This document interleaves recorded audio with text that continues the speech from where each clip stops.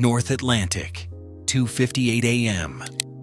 Darkness, heavy seas, limited visibility. A U.S. Navy carrier strike group was operating in international waters during a routine overnight transit. Flight operations were paused. Sensors were active. The crew was at night readiness. Nothing unusual. Then, sonar contact was lost. Seconds later, a submarine surfaced, less than 1 mile from the carrier formation. The conning tower was exposed. Running lights were visible. Close, too close. This was not a navigation error. This was not coincidence. It was a deliberate signal aimed at command. Standard procedures then guided the response. Radar confirmation, threat classification, defensive posture shifts, electronic warfare readiness, and command-level decision-making were initiated. Watchstanders followed established protocols, and every report funneled to command. Within minutes, radar teams sought track reacquisition and cross-platform confirmation. Air and surface assets were placed on alert. Defensive postures shifted to increase deterrence. Communications discipline tightened. Rules of engagement and de-escalation measures were reviewed. Actions focused on deterrence, command discipline, and readiness, not on combat. Electronic measures were emphasized to detect and to deny targeting, and to preserve control of the tactical picture. In incidents like this, escalation often begins and ends in absolute silence.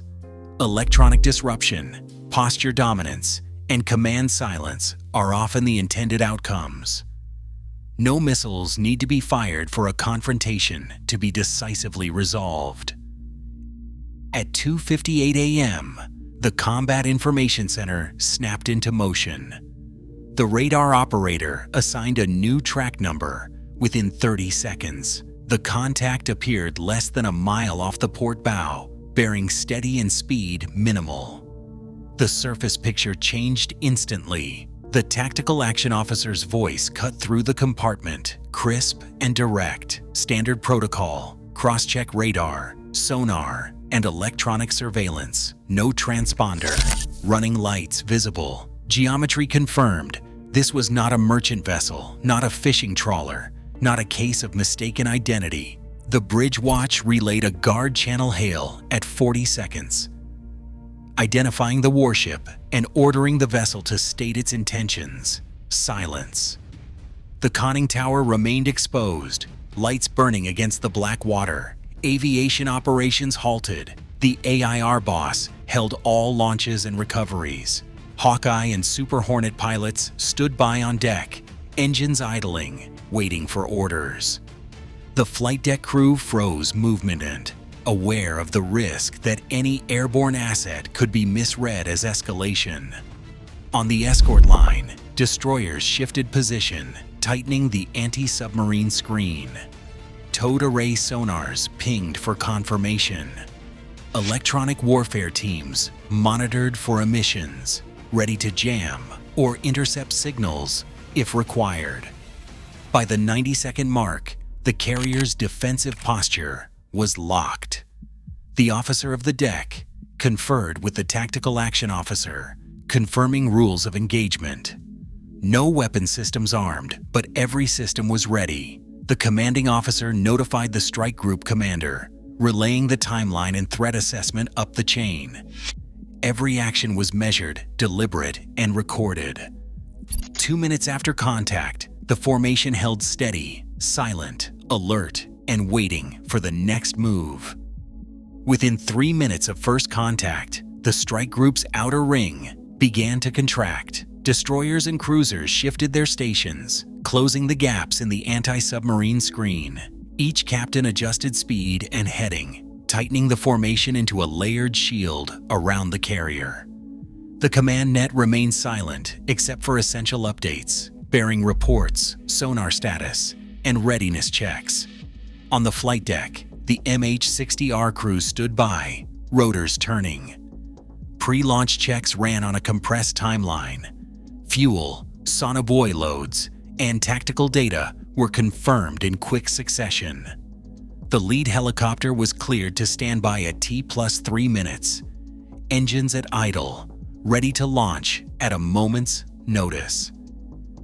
Airborne anti-submarine warfare assets provided an immediate response option if the submarine submerged or maneuvered aggressively. Surface escorts realigned their sensors, overlapping sonar coverage to eliminate blind spots. Towed arrays swept the water astern, searching for acoustic signatures. Electronic warfare teams monitored for changes in the submarine's emissions, prepared to jam or spoof any attempt at targeting. Teams maintained communication discipline and adhered to established escalation protocols. At 4 minutes past the initial surfacing, the carrier group increased speed. The entire formation responded as one, engines ramping up to create turbulence and acoustic masking. This maneuver complicated any targeting solution from the surface submarine, reinforcing the group's defensive posture. Bridge teams on each escort maintained visual contact with the Russian vessel. Spotlights tracked the conning tower. Every move was logged, every bearing recorded. The perimeter was now stabilized. No gaps, no hesitation. The layered response locked the incident under control, with airborne and surface assets working in tandem. The strike group was ready for any further escalation, but the message was clear. The carrier would not be caught off guard.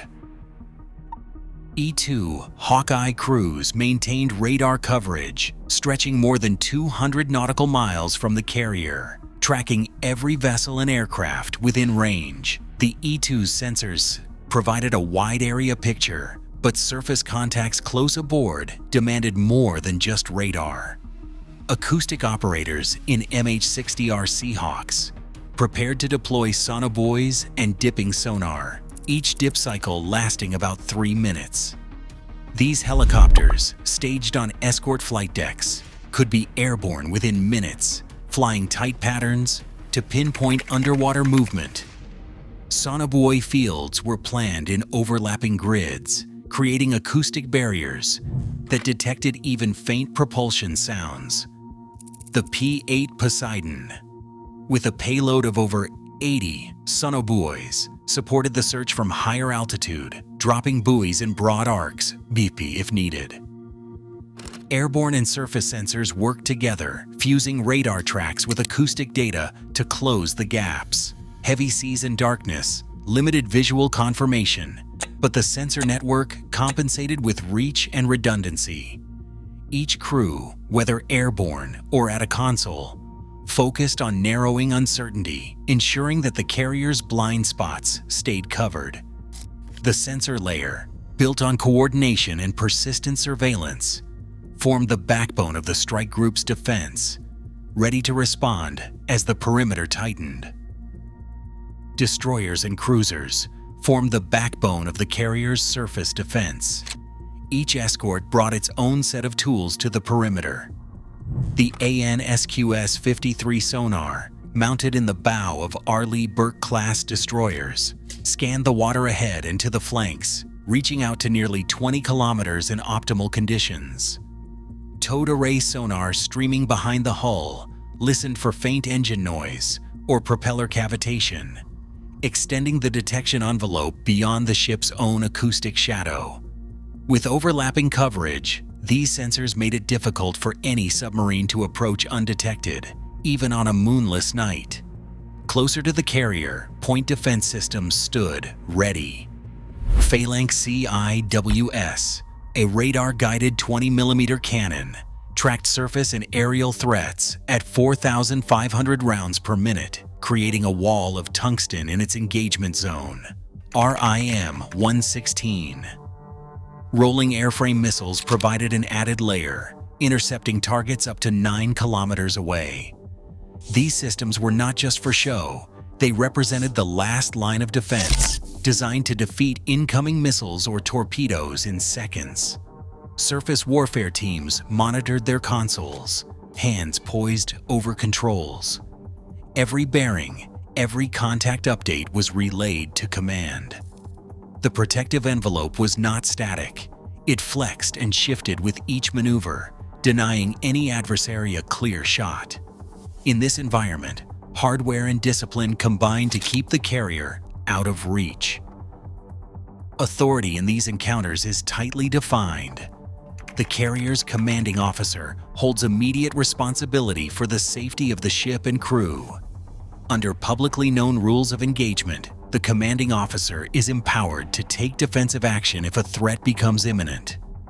Any action must meet the tests of necessity and proportionality. This means use of force must be the minimum required to remove the threat, and only when there is clear evidence of hostile intent or hostile action. For every other decision, escalation passes up the chain. The Carrier Strike Group Commander oversees the formation, coordinating responses across all escorts and aviation assets. Legal counsel remains on call, reviewing each step against standing orders and international law. No single officer acts alone. Every move is weighed, logged, and subject to review. Offensive measures, such as launching weapons or engaging the surface submarine, require higher approval and often reach theater command. The process is built to prevent mistakes in the dark, under pressure, with lives and strategic stability at risk. This deliberate restraint is not a weakness. It is a core principle of carrier operations. Close approaches at sea often carry meaning far beyond navigation. For decades, adversaries have used proximity as a form of communication, especially in contested waters. These moves are a form of signaling. Between 2015 and 2019 in the Persian Gulf, Iranian Revolutionary Guard boats repeatedly came within a few hundred yards of U.S. destroyers and carriers. These were not accidents. Each maneuver was calculated to test reactions, demonstrate resolve, and send a message, sometimes to the crews on the water, sometimes to audiences watching from afar. In July 2017, IRGC speedboats shadowed U.S. vessels at close range, running parallel for miles before pulling away. In December 2018, the seizure of the Stena Impero tanker followed a series of aggressive close passes, each step designed to signal capability and intent without crossing the threshold into open conflict. Surfacing a submarine near a carrier with running lights on fits this pattern. The intent is to disrupt routines, force a response, and create a moment that can be leveraged for political or strategic effect. These encounters are not random. They are deliberate acts of signaling, shaped by history and doctrine. Today, rival navies still test boundaries with silent maneuvers and calculated signals. No shots fired, yet every encounter shapes doctrine and risk calculations for the next. In a world of constant surveillance, restraint remains the most decisive weapon. Sometimes the loudest message is delivered in absolute silence.